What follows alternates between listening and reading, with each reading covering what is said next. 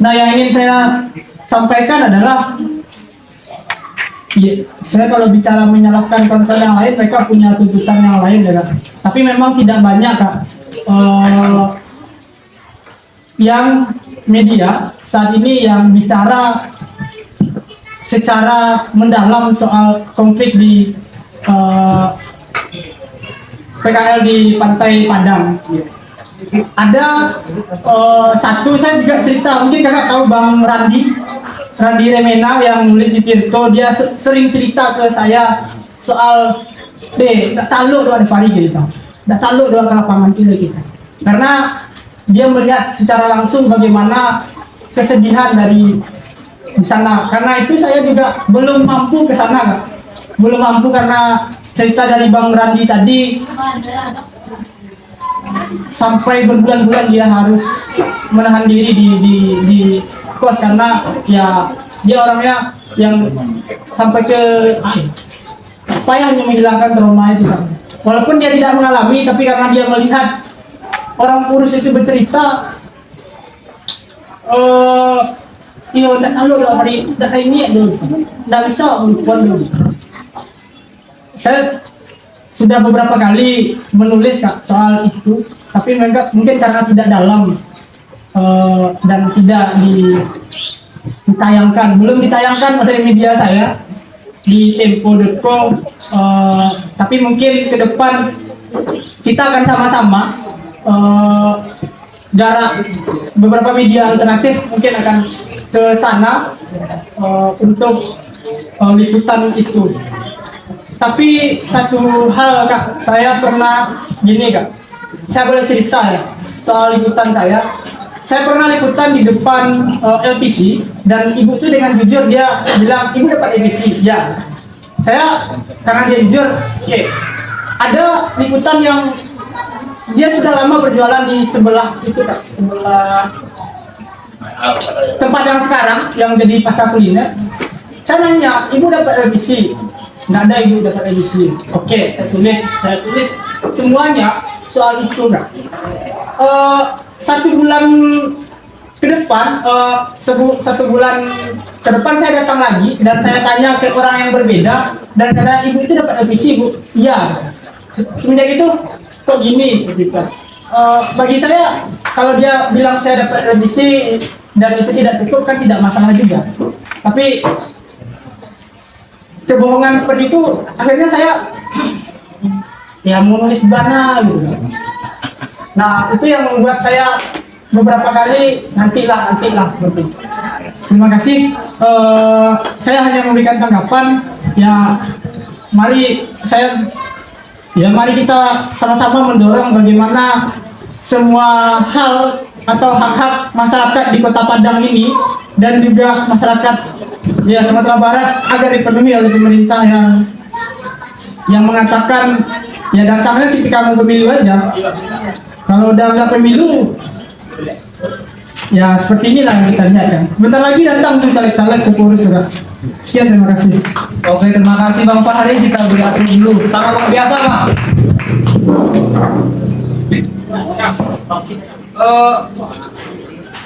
Syukur-syukur kita mendapat kedatangan tamu dari itu ya, dari Bang Fahri dari koresponden Tempo Sumatera Barat ya Bang ya, dan juga Rohana Project. Nah, Bang Fahri tadi juga menyampaikan bagaimana sebenarnya pemberitaan yang wajar dan berimbang seharusnya.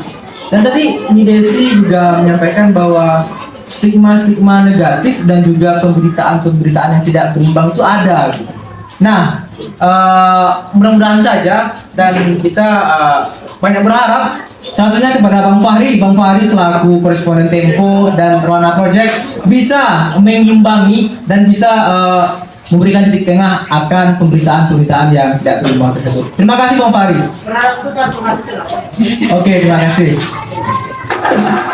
Baik, kita buka lagi tanggapan kepada audiens. Silakan. Boleh ya? Oke, abang kita Bang Riki Mulia, silakan Bang. Wes, ada nih. Mau pakai tribut? Mau pakai tribut? Bang Warid boleh ke tengah Bang biar kita saling tampak gitu. Silakan Bang. Apa ya? Bicara PKL itu kan bicara negara tidak mampu menjamin atau memberikan jaminan hidup kepada masyarakatnya. Nah, titik permasalahannya kan sebenarnya ada di proses pembiaran.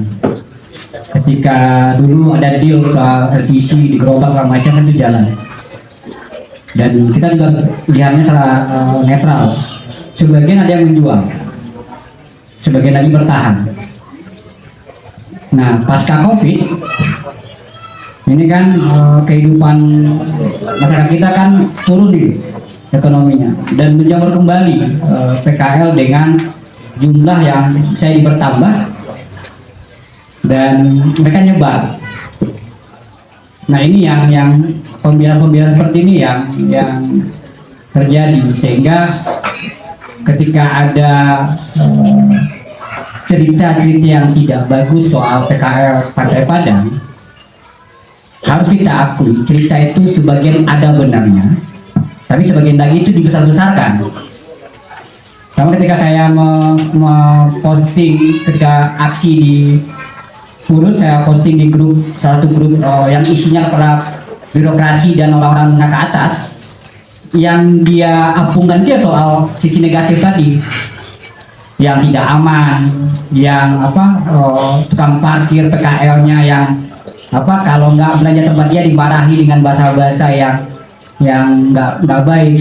Ya saya bilang ya itu hanya sebagian cerita, tapi kan tidak semua PKL yang seperti itu. Ada, mungkin bisa jadi ada, tapi tidak semua PKL seperti itu. Yang jelas itu ruang hidup mereka. Satu hal tidak dipahami oleh pemerintah daerah atau Pemko, PKL kita tuh teritori, tempatan.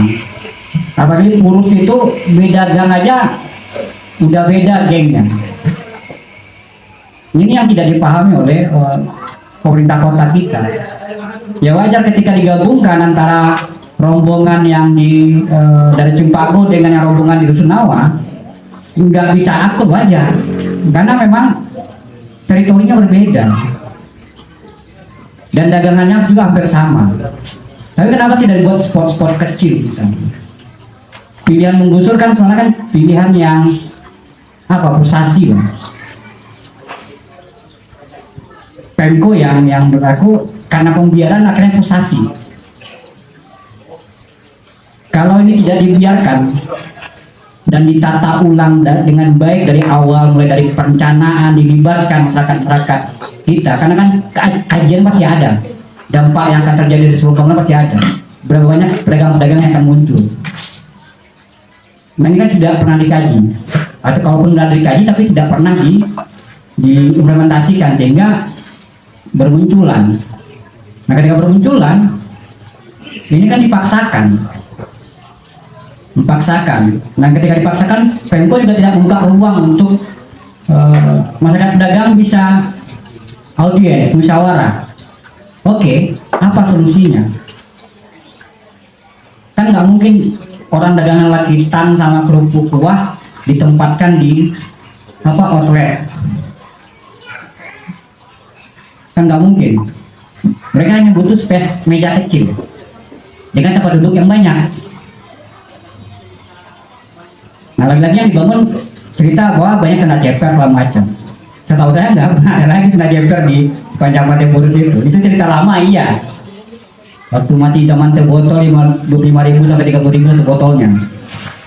Karena orang beli suasana, bukan beli teh botolnya, beli suasana sama pengamanan. Nah, ini yang menurut saya pembiaran ini yang harus kita narasikan lebih kencang, bahwa menjamurnya PKL di Pantai Padang itu akibat pemerintah tidak bisa menjamin ruang-ruang kehidupan dan ekonomi masyarakat Purus, dan yang kedua pemerintah juga tidak bisa menata kelola dan pembiaran.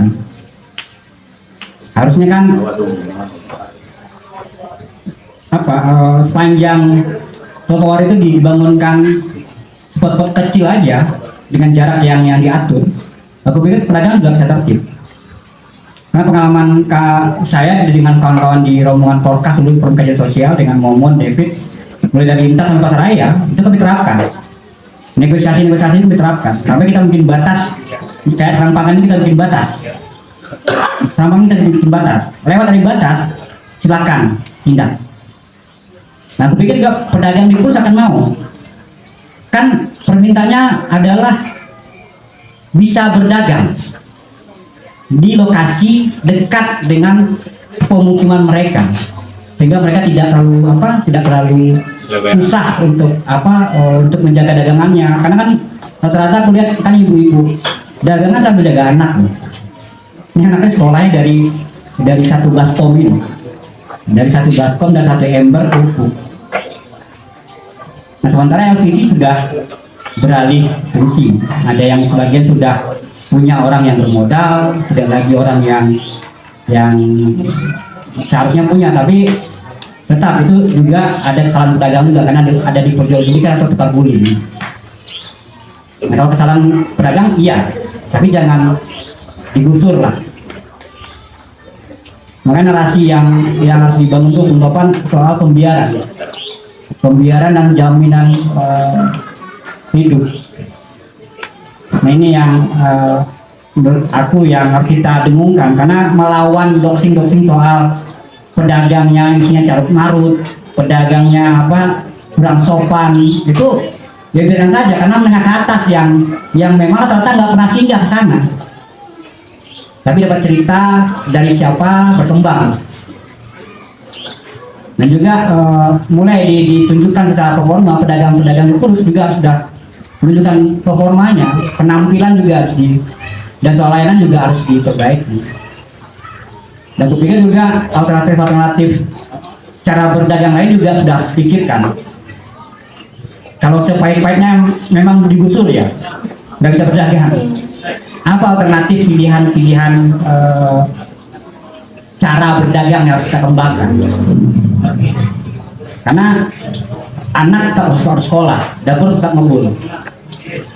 Dan pola-pola ini juga harus kita pikirkan. Mungkin kawan-kawan yang terbiasa dengan media-media digital atau desain bisnis bisa bantu pedagang untuk ini merumuskan konsep bentuk dagangan seperti apa yang bisa dikembangkan dari mereka dari rumah cukup, dari rumah itu bisa berkembang.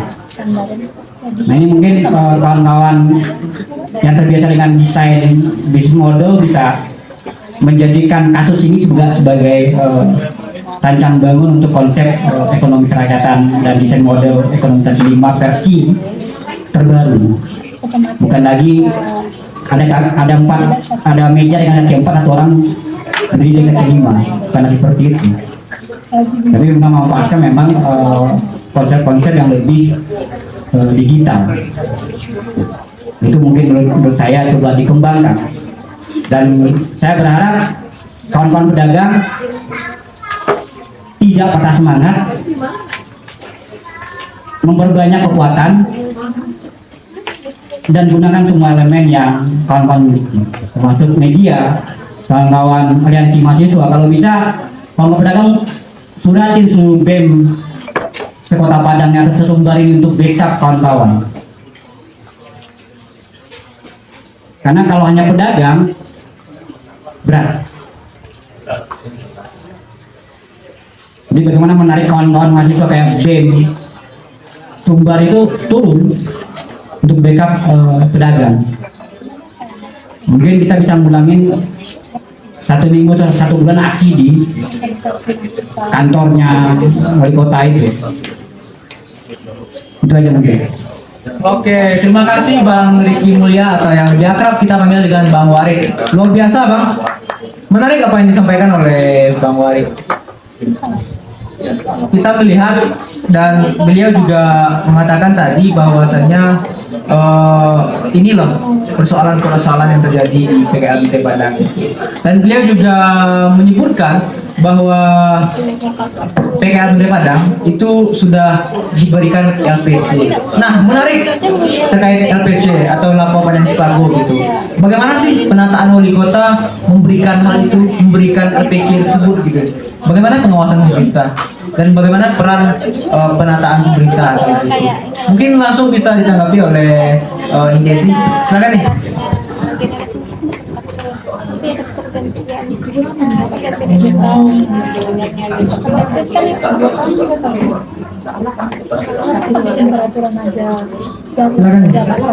Oh, ingin melihat PKL yang dalam cerita abang itu PKL mungkin tahun 2000 sabale yang cerita mah tidak ada konsep, tidak ada cermarut, tidak ada apa. PKL Pantai Padang itu kini ala modern, pakai lampu syarat labial, pakai menu yang ada tarifnya. Setiap datang silakan duduk nih, aku pesan nih, tidak pernah, tidak ada bakso puri itu kami majuan kartel itu, dan tidak pernah model itu. Setiap menu ada tarifnya, tidak balanjut sampai kami tidak ada. Banyak kok ini parkir tuh pakai kakak batu trip, nah itu pernah kami merah tuh.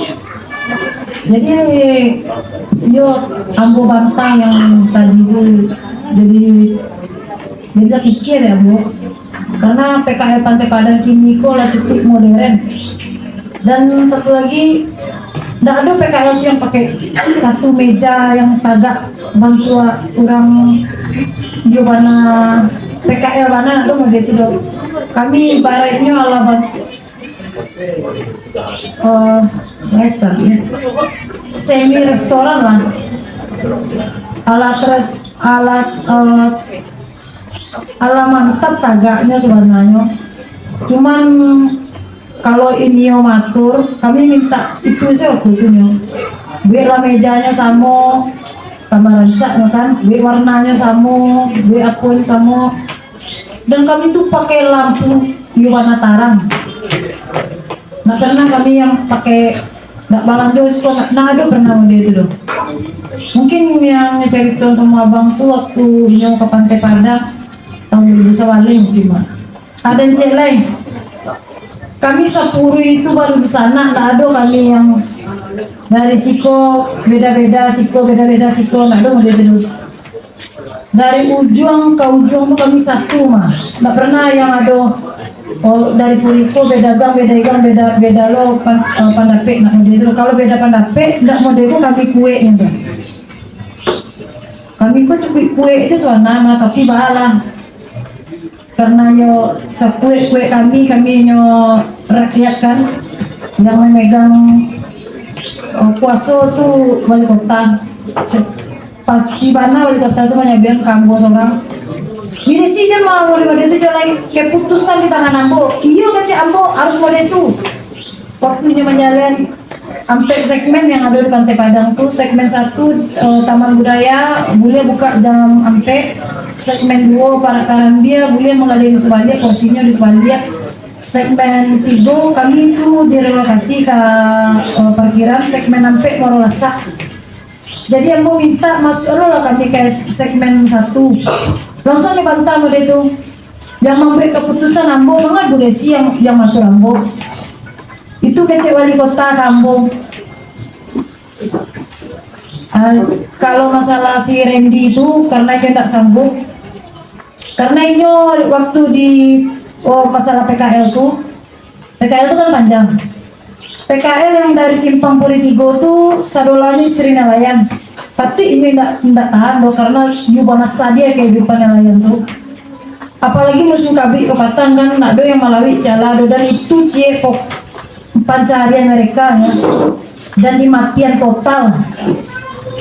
Dan kebanyakan yang manggalnya di situ tuh orang yang ala lansia yang ibaratnya tidak pantas ya untuk jualan di umumnya yang segitu, tapi baalah dia tuntutan ekonomi itu kan kalau tidak bakso awaknya tidak mengake, tidak makan, nah, itu ya jadi tidak tahan dong mencari model itu.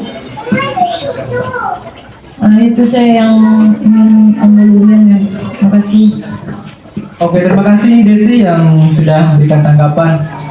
Kita hidup dalam dunia yang propaganda, terutama dalam pemberitaan. Pasti ada yang pro, ada yang kontra. Nah, saya yakin dan percaya dengan hadirnya teman-teman media hari ini dapat memberikan penyeimbang gitu dari pemberitaan-pemberitaan yang bisa kita katakan tidak berimbang tadi.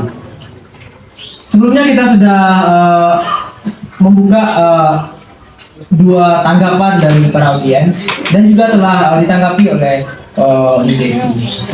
Kembali kita buka tanggapan kepada audiens. Kepada teman-teman yang ingin memberikan tanggapan, silakan. Oh, baik. Oh, dari Bang Uyung ya? Oke. Silakan Bang Uyung.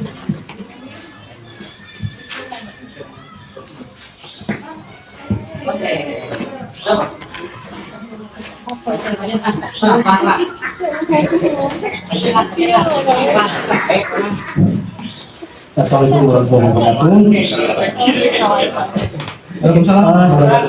Perkenalkan, saya Liu dari Stepa.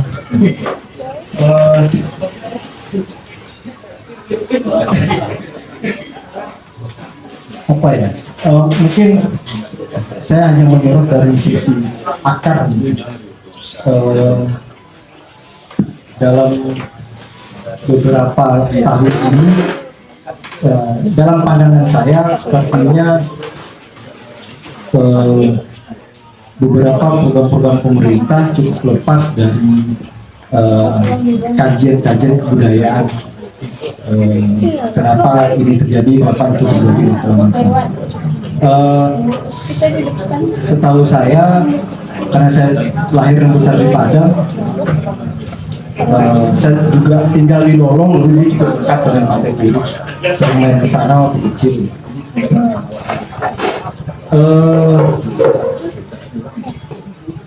Kebutuhan seperti yang Bu Desi bilang tadi, kebutuhan nelayan ya dia akan tergantung dengan alam pasti. Dan beberapa tahun belakangan ini ya mereka cukup berubah signifikan sehingga membuat beberapa banyak profesi nelayan kemudian berpindah profesi jadi pedagang dan segala macam. Ya itu alamiah saja. Kemudian yang lepas satu lagi adalah pengertian soal pariwisata. Infrastruktur yang diperbaiki itu tidak mendorong wisata menjadi lebih baik. Misal dengan ya maksudnya ya dia akan mendorong tapi kecil sekali. Saya jalan-jalan yang cukup bagus, trotoar yang cukup besar dan segala macam. Tapi kemudian yang menjadi saya cukup konsen juga tadi mendengar bahwasanya karena beberapa kali dalam satu tahun ini saya cukup bolak-balik untuk memotret nelayan, mulai dari Buru sampai ke belakang tabing situ. Jadi di beberapa cerita saya juga sering ngobrol bagaimana peran nelayan kemudian melaut, tidak melaut, bagaimana BBM yang harus mereka cari, yang begitu susahnya. Dan terakhir itu soal di Purus itu adalah ketika pemerintah membuat seawall. Jadi saya ada beberapa kali juga wawancara, ternyata seawall yang dibangun itu malah kemudian menyusahkan nelayan. Karena ya warga Purus, saya tidak tahu apakah tahun 70-an, 60-an, dimulai pasca itu 50-an, yang lain sudah cukup banyak di situ. Ya, tapi perubahan zaman ada berpindah, tapi masih cukup banyak di tahun 80-an, 90-an awal itu cukup banyak nelayan di situ. Dan ya penghidupan, ya orang pesisiran akan satu penghidupannya adalah mencari ikan, nelayan. Nah, apakah kemudian konsep pariwisata yang diusung oleh pemerintah, apakah itu Republik Indonesia, apakah itu provinsi, apakah itu kota, kabupaten, itu sudah benar? Mungkin kajiannya di sana, karena saya lihat ketika infrastruktur dibangun itu sudah dianggap memacu pendapatan masyarakat sekitar. Padahal tidak juga. Dan itu menjadi persoalan di kemudian hari. orang berdagang di Pantai Purus karena salah satunya adalah daya tawarnya adalah pemandangan laut, sehingga orang berdagang di situ. Nah, persoalan kemudian timbul tidak boleh berdagang di sebelah pantai, ya mungkin itu hanya penataan saja, tapi yang menjadi dalam pandangan saya saja menjadi yang dalam beberapa kali saya wawancara di sepanjang pesisiran Padang, selalu tidak ketemu konsepnya antara infrastruktur dengan budaya yang melekat sejak lama yang ada di pesisiran Padang sepertinya mencoba memacu diri menjadi kota besar seperti ya Jakarta, Semarang, Surabaya dan lain-lain. Tapi kemudian ya ini cukup dalam bahasanya munafik mesti ini tidak mengkaji akar bagaimana masyarakat hidup sebelum-sebelumnya. Ya, orang Padang ini kan kota dagang sejak abad 16 sampai hari ini semua orang banyak sini untuk berdagang. Di mana saja, apakah di pantai, di pinggir bukit dan segala macam, ya orang berdagang. Kalian bisa lihat kalau bisa pergi ke arah Batu Busuk itu banyak di rumah itu jarak orang jualan itu hanya satu rumah. Si A berjualan PND, sebelahnya juga berjualan PND, sebelah situ juga berjualan PND, sebelah sana juga berjualan PND. Karena ya orang-orang yakin saja rezeki sudah ada yang ngatur. Nah,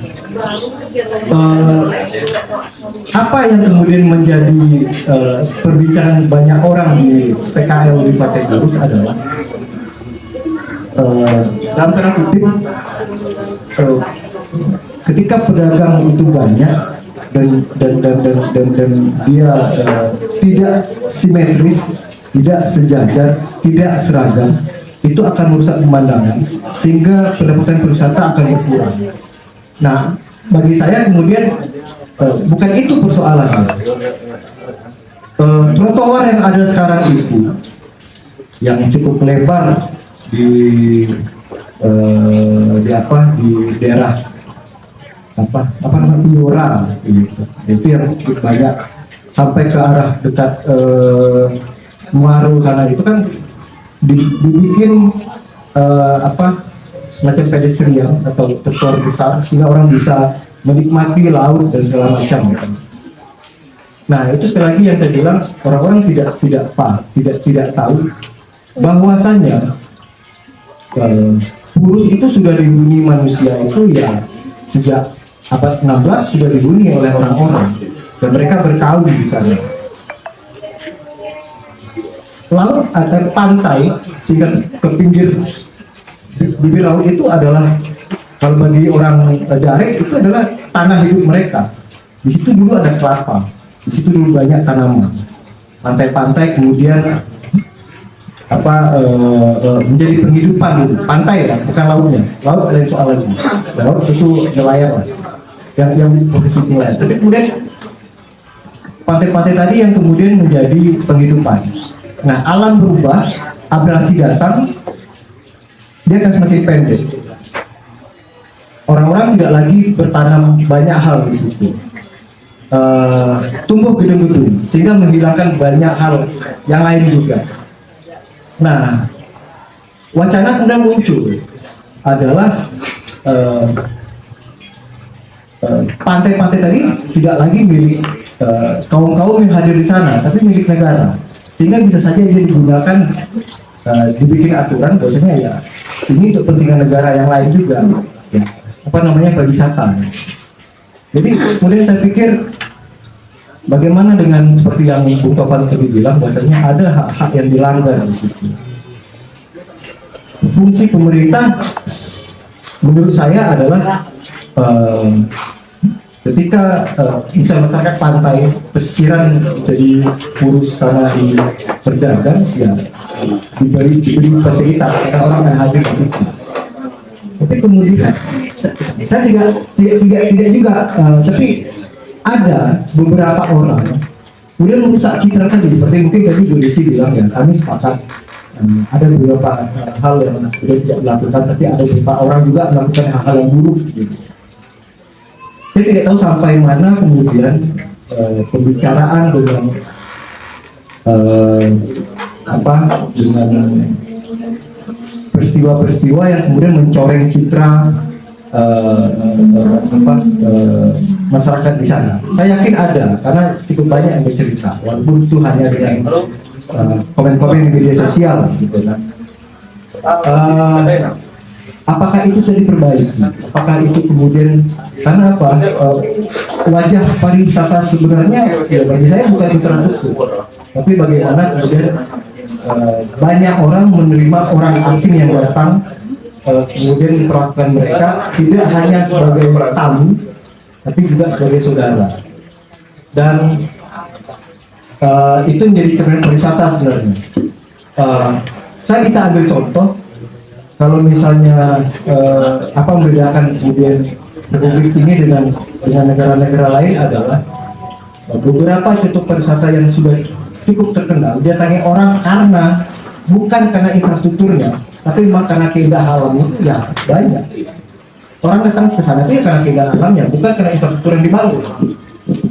Nah, tapi kota kita Padang saya pikir cukup lepas ketika bicara soal prestasi itu. Di pinggiran Muara Padang itu juga dibangun hal yang sama dengan opok yang sama. Opoknya adalah bahwasanya dengan infrastruktur ini wajah kampungnya, kampung ya pastilah kampung ya. Kampung itu, kota ini terdiri dari kampung-kampung. Kampung-kampung kita sudah menjadi bersih, begini dan segala macam. Ya, dia akan jadi bersih, tapi dia tidak membuat lebih baik.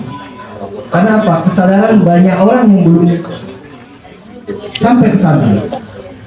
Kesadaran untuk kemudian ya hospitality, keramah tamahan diajarkan ke masyarakat kita di sini itu keramah tamahan ala Eropa.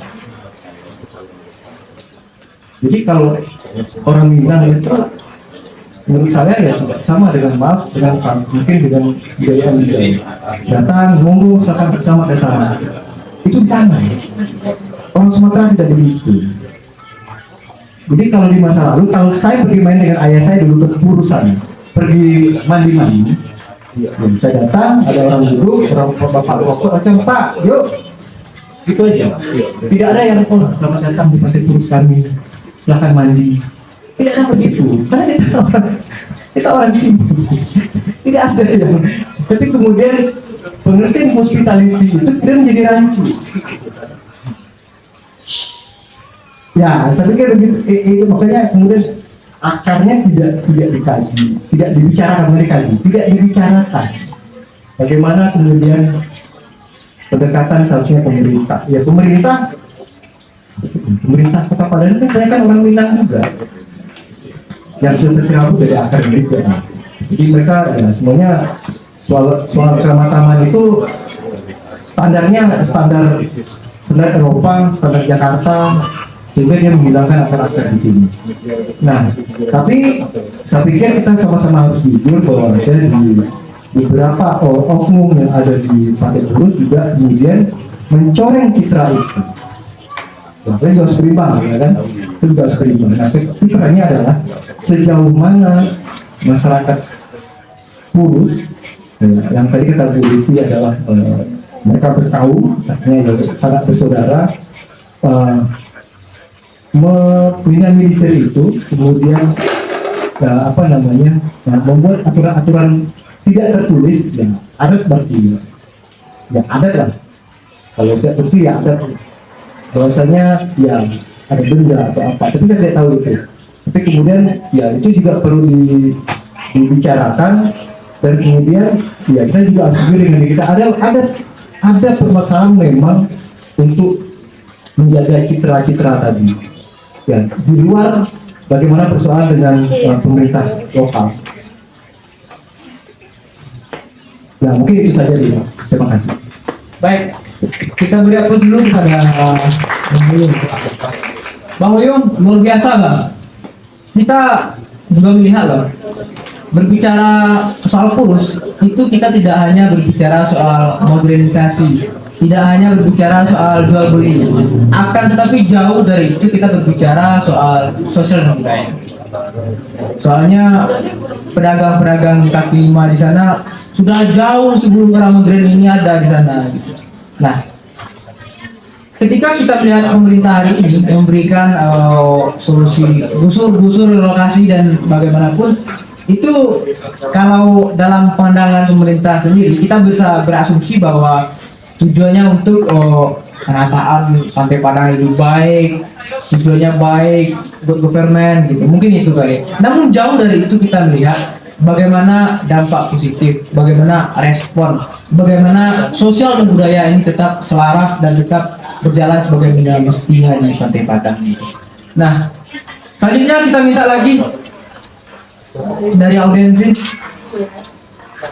silakan menanggapinya. Oke, Kak Ranti silakan.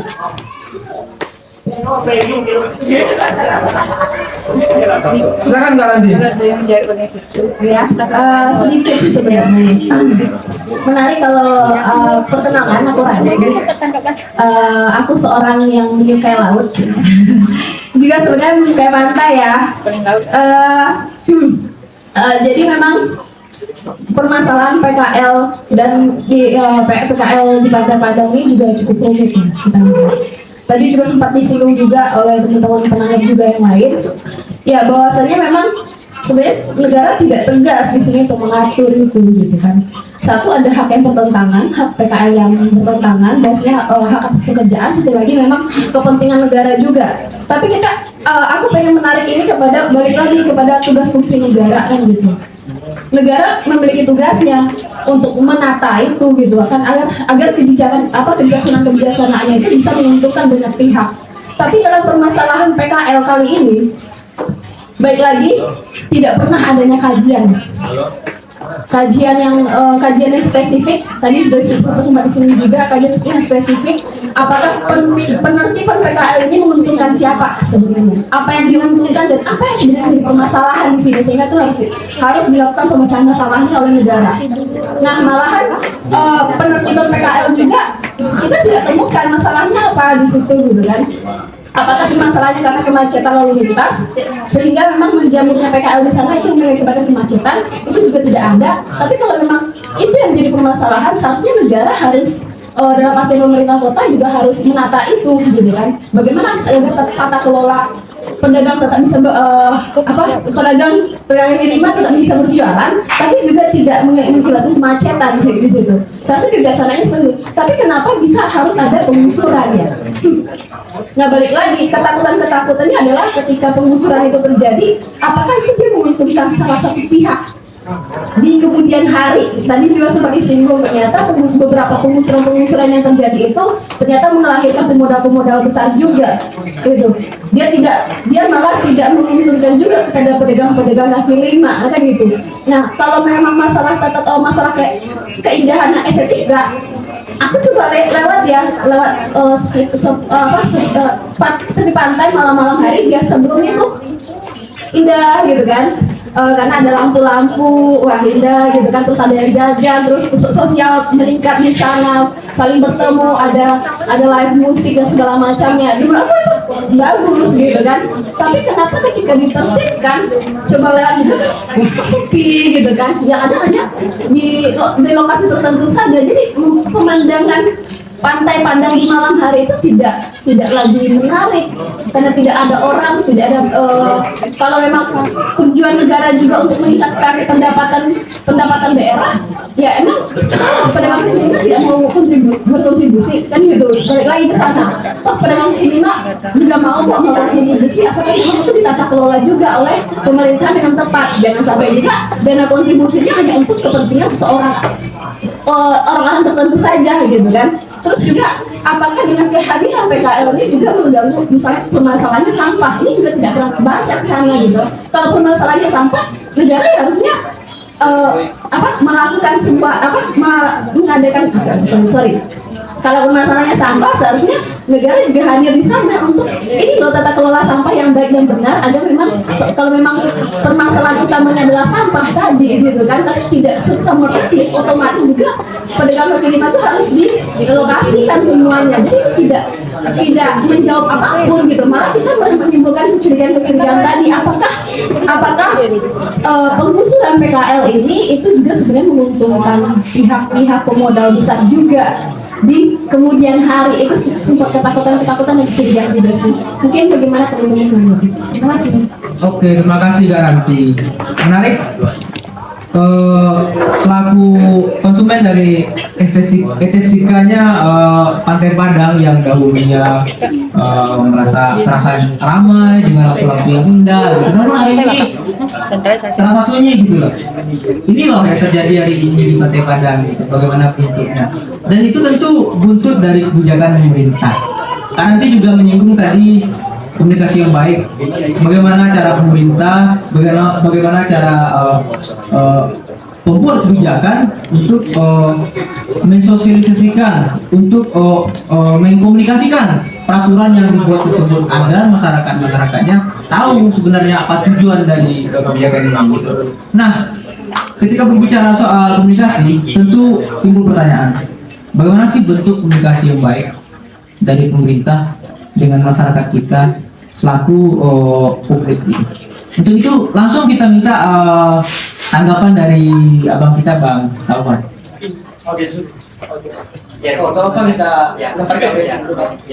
Oke, baik. Boleh. Kepada audiensi silakan. Silakan Bang. Terima kasih. Assalamualaikum warahmatullahi wabarakatuh. Waalaikumsalam. Perkenalkan, nama saya Rafi. Kemana Mas Tuhan? Yuk. Bagaimana mulainya? Tertarik saya kesini lihat postingan dari Depa tentang pembahasan PKL di Puri. Saya mengingat berbicara tentang Purus, kalau boleh saya bagi dua, yaitu sebelum tahun 2000-an dan setelah 2000-an. Sebelum 2000-an, kebetulan saya tinggal di Kecamatan Lubuk Begalung. Kalau saya mendengar kata Puri, itu identik dengan ombak. Ketika ombak lagi pasang, sampai ke lupek bunyinya. Sekarang nggak ada lagi. Itu pastinya akibat pembangunan. Terusnya lanjut ke setelah 2000-an.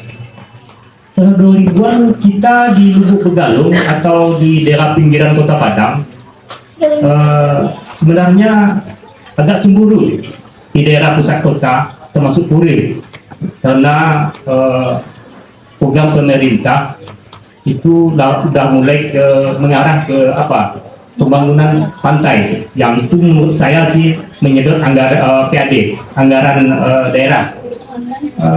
Secara tidak langsung menguntungkan orang-orang di pinggir pantai termasuk Puri, merugikan kita yang ada di pinggiran Kota Padang, karena anggaran untuk pembangunan Kota Padang sudah menyedot ke sana. Yang mana orang Puri itu bukan pedagang, yang saya tahu di sana kata-kata itu nelayan. Karena pembangunan Kota Padang yang membuat pantai itu lebih teratur kayak sekarang, timbullah profesi yang lain tambahan. Itu pedagang namanya. Kenapa pedagang? Karena pembangunan pemerintah itu mendatangkan banyak orang. Kalau banyak orang, itu pasti putaran uang banyak, karena ada kebutuhan di sana. Itu menurut saya. Nah, timbullah profesi pedagang di sana. Yang diuntungkan pasti bukan kita yang di pinggir Kota Padang, orang yang tinggal di Sitapuri. Jadi pedagang ini menurut saya ini datang belakangan. Dan karena pembangunan pemerintah yang bikin sekarang itu menurut saya sudah dikaji sebelumnya. Salah satunya tentang pembangunan LPC, itu kan bagian dari deal-dealnya dengan pedagang sebelumnya. Sebagai catatan kepada bapak-bapak yang dari pedagang di sana, ibu-ibu pedagang di sana, waktu pembangunan jalan di sekitar LPC itu kita yang goro dari luar dari pinggir kota Padang untuk membersihkan daerah sana sampai jembatan itu dibangun. Kita cuma tidak menikmati hasilnya. Jadi hasilnya orang di Sitapuri karena ekonomi naik di sana karena banyak orang yang datang. Ya kan, yang dirugikan kita apa dirugikan? Kita ditarik parkir yang mahal. Ya kan, mungkin anda merasakan di sana. Tapi kita enggak, sebagai warga Kota Padang tidak ada masalah. Nah, terkait dengan permasalahan yang terakhir yang kemarin, menurut saya konflik antara pedagang kaki lima dengan Satpol PP, menurut saya sih betul kata kemarin sebelumnya ada pembiaran setelah pasca COVID. Kenapa? Sebelumnya itu teratur di sana, sudah teratur. Tapi setelah pasca COVID ekonomi orang menurun, banyak pedagang tambahan. Mungkin menurut saya sih, yang bukan pedagang yang dulunya yang sudah terdata oleh pemerintah yang diatur dan tempatnya sudah disesuaikan. Itu problem. Sebenarnya apa yang kita bicarakan hari ini bukan gawean kita ini, gawean wakil-wakil kita. Kenapa dia yang anti gonggong untuk pemerintah, jangan pemerintah? Bukan kita yang membicarakan ini. Tapi kita dipaksa berpikir membahas hal ini. Gimana wakil kita? Artinya permasalahan ini kita maju, wakil. Bukan harus adu fisik kita dengan petugas.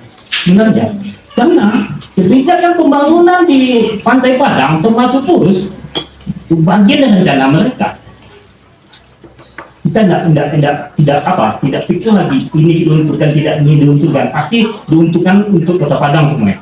Walaupun secara khususnya orang Puri yang paling beruntung.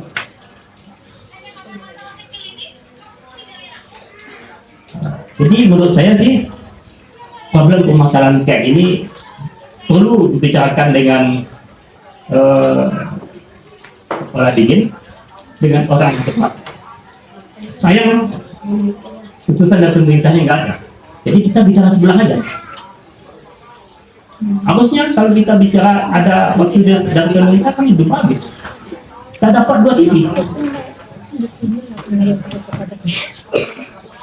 Terima kasih.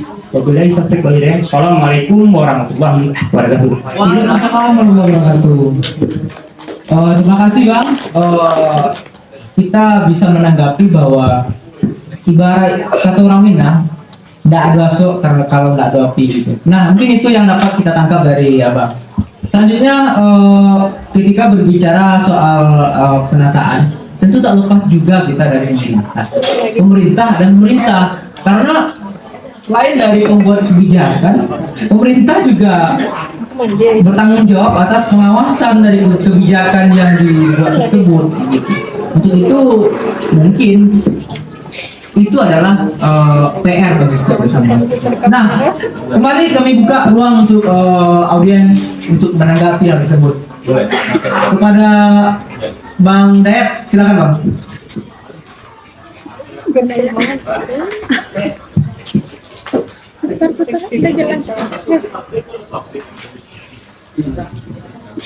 Terima kasih. Assalamualaikum warahmatullahi wabarakatuh. Ya, nama saya Yayat. Kebetulan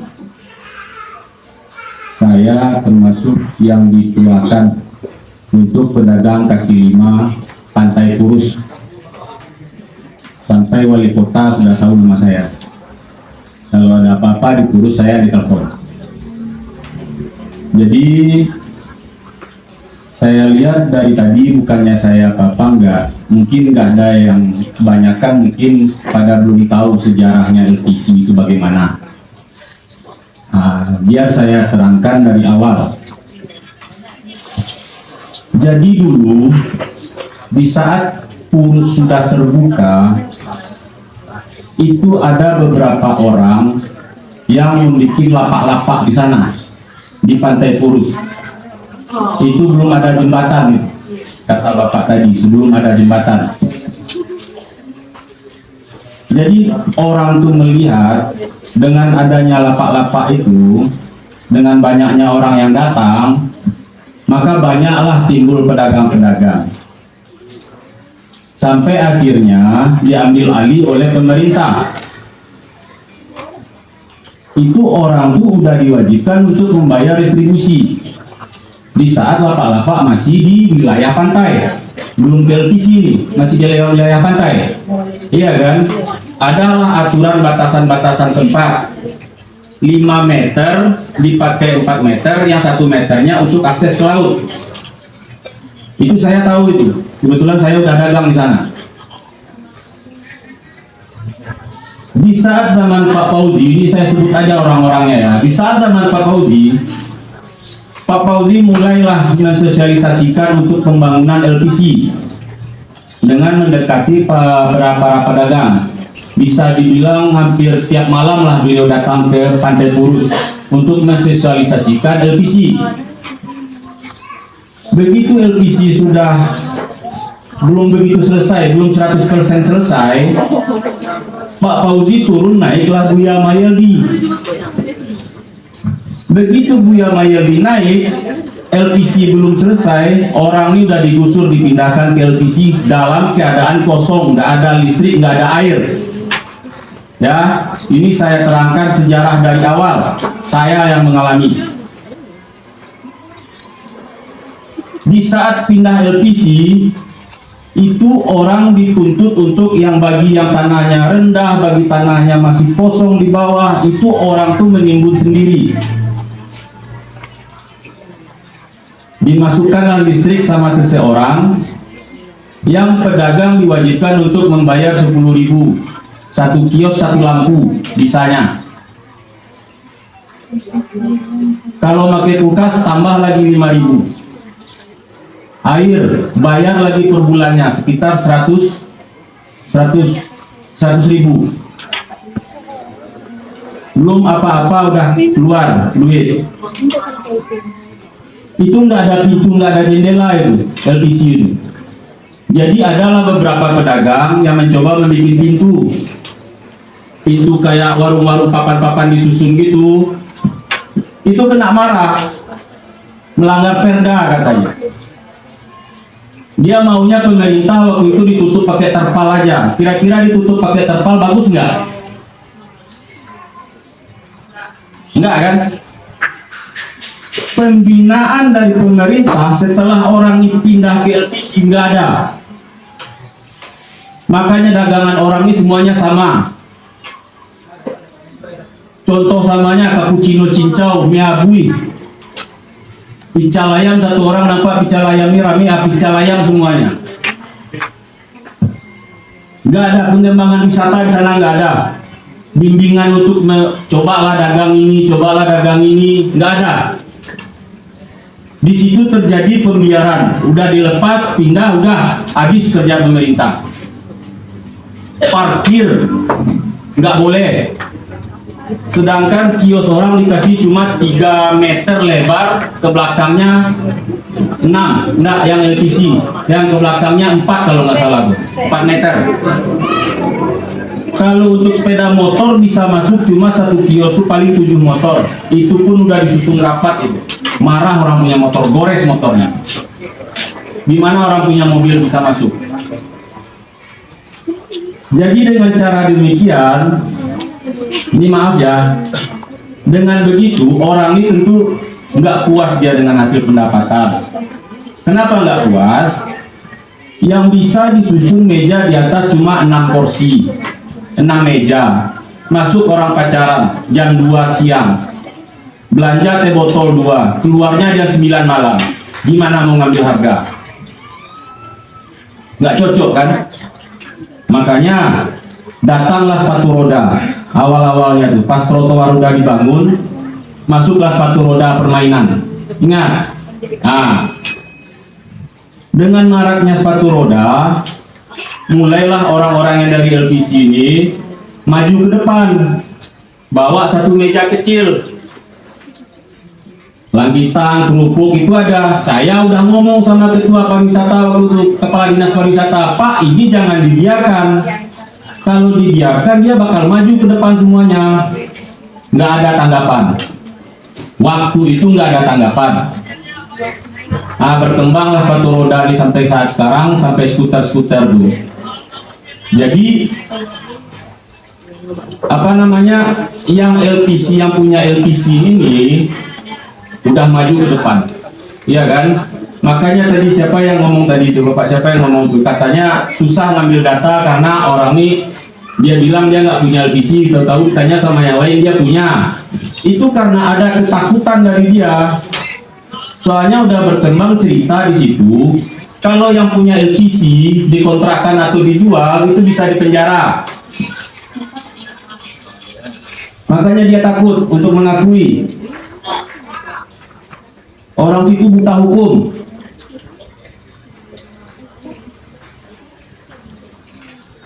Dengan adanya relokasi sekarang, pemindahan tempat, ya, itu saya juga ada ngomong. Kalau dipindahkan, Pak, bimbing orang ini. Apa yang bisa dijualnya, apa yang diinikannya, bagaimana supaya rame. Saya udah ngomong itu. Tapi hasilnya apa? Dia janjikan live musik tiap malam minggu, bahkan tiap malam dia janjikan waktu itu. Dengan catatan dia berani kasih waktu 3 jam selesai tempat relokasi itu dengan tenda-tenda, kata dia. Nyatanya sampai sekarang apa? Nggak ada. Berarti program pemerintah udah 2 kali gagal untuk wilayah Purus. Saya berani ngomong karena saya mengalami.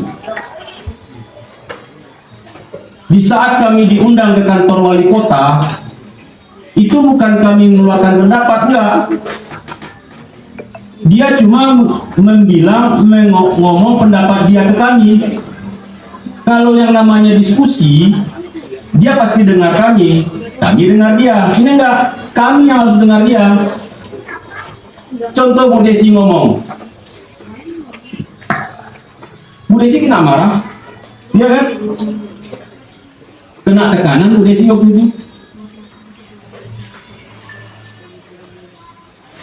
Satu lagi, kalau untuk wilayah Purus, itu saya ada salah satu yang kalau saya bilang media, dia bukan wartawan. Itu di Instagram. Di Instagram selalu bikin berita yang enggak.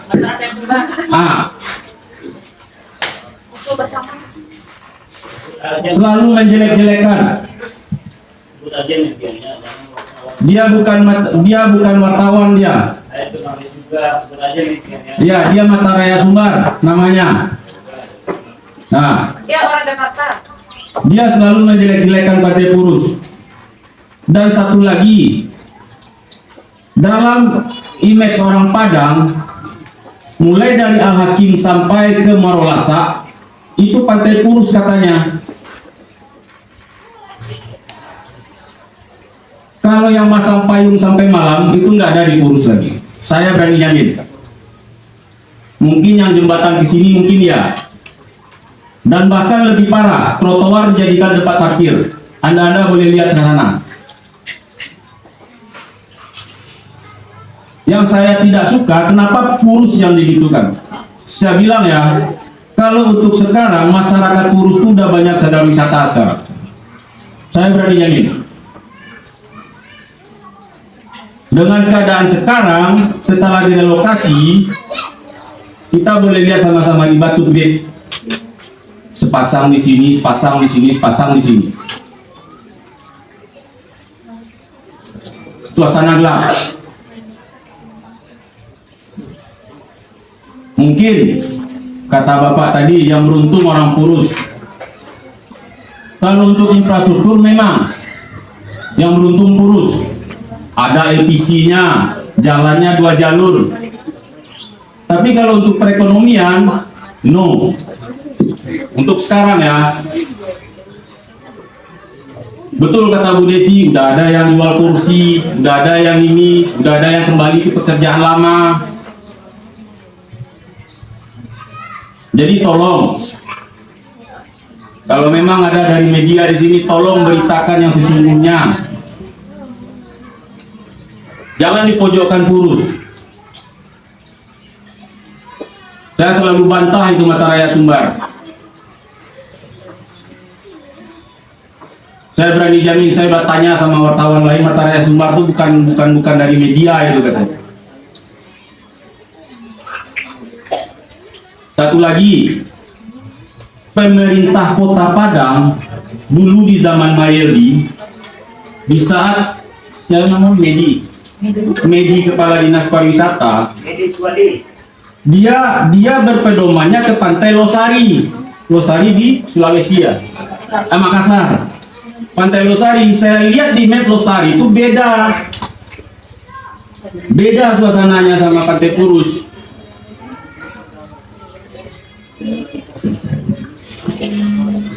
Jadi betul kata yang Bapak tadi, terlalu memaksakan jadinya Kota Padang ini. Satu lagi, Pantai Purus itu bukan pusat wisata, bukan, itu wisata persinggahan. Bukan tujuan wisata Pantai Purus itu. Pantai Purus itu wisata persinggahan. Misalnya ada orang Bukit Tinggi, rumahnya di Indarung, dia mau pulang ke Bukit Tinggi, mampir dulu ke Pantai Purus. Makanya Pantai Purus itu eksisnya di saat sore.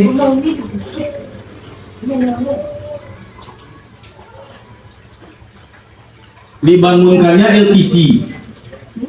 Logika aja lah kita sekarang. Anak kita main pantai, kita duduk di LPC lantai 2 tuh. Yang jamin keselamatan anak kita siapa? Saya udah ngomong itu sama pemerintah dulu.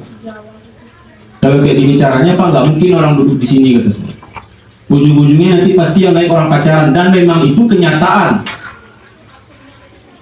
Tapi setelah LPC ini ada yang dijual, ada yang dikontrakkan, itu benar, ada yang dijual, ada yang dikontrakkan sama investor yang orang-orang berduit. Itu mulai bebas, mau dibangun apa, mau dibikin apa di atas itu bebas. Nggak ada lagi apa sanggahan-sanggahan dari Pemko. Kenapa di saat orang Purus yang di sana ada sanggahan-sanggahan dari Pemko, mengelanggar perda lah katanya, merubah bangunan yang disediakan perda lah katanya. Sekarang kok nggak ngomong dia kayak gitu. Kalau memang iya perda, tetapkan perda. Saya pernah bicara di kantor dewan kayak gitu, nggak ada yang berani jawab saya, nggak ada yang berani bantah saya, karena yang saya bilang itu kenyataan, real semuanya.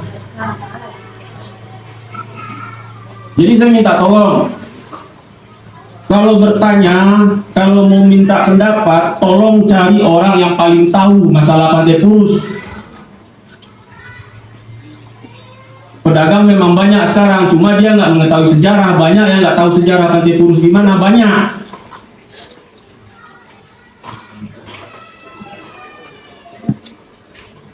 Itu aja, terima kasih. Baik, terima kasih Bang Dayat. Cukup terang dan jelas apa yang disampaikan oleh Bang Dayat terkait fakta yang terjadi.